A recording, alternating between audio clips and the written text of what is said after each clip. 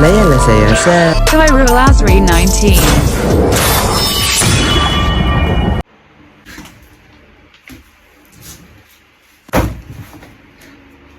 Layanlah siasat. Selamat datang ke episod nombor 2. Episod kali ini saya akan menggabungkan lukisan saya yang hari itu. Ini adalah lukisan yang digunakan oleh Spring Roll VT.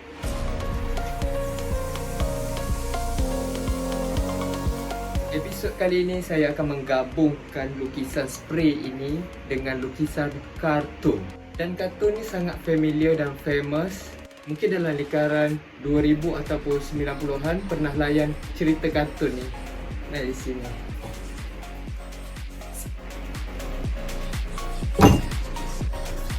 Mula-mula kita kena selotip dahulu.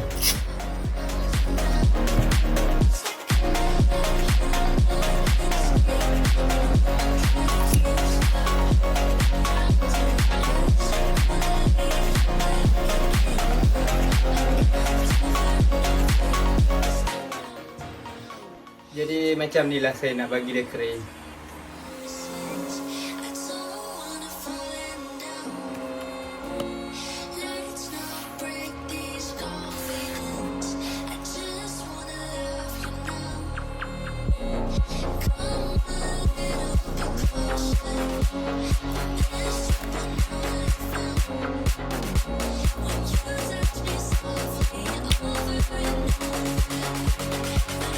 Dan garisan yang terakhir orang panggil seksi leg.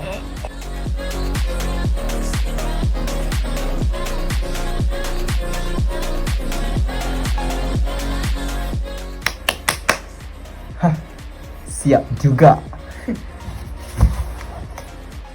Cool kan? Dan sentuhan yang terakhir.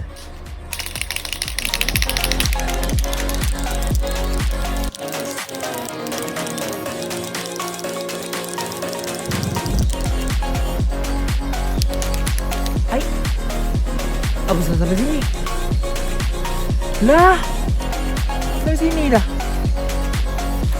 Kat mana ni?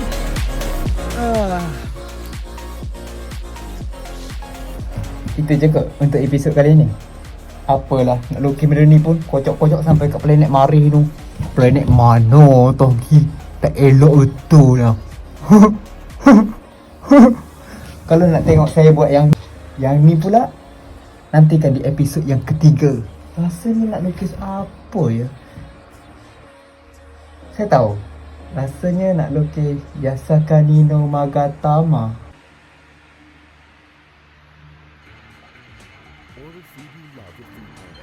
Download the app and